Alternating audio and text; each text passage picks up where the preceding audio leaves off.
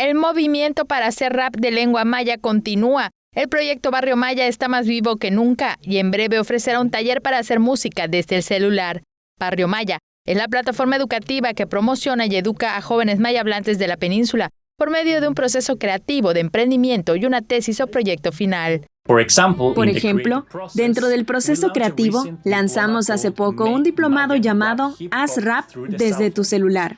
A través de este diplomado nos enfocamos en mejorar las herramientas de los raperos mayas, teniendo un total de 4 módulos.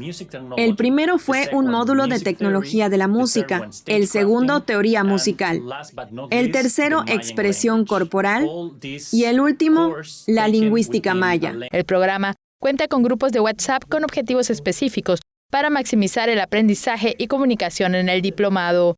El director de operaciones de Barrio Maya, Guido Arcella, impartirá el diplomado, así como los nodos Barrio Maya, estudios de producción artística a cargo de embajadores culturales, quienes detonarán procesos de creatividad y emprendimiento desde su comunidad.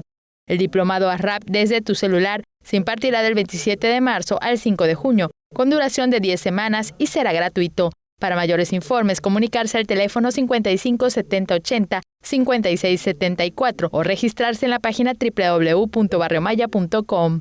Con información de César Gómez, Teleyucatán te informa. Teleyucatán te informa. Lunes a viernes, 8 de la noche. Síguenos.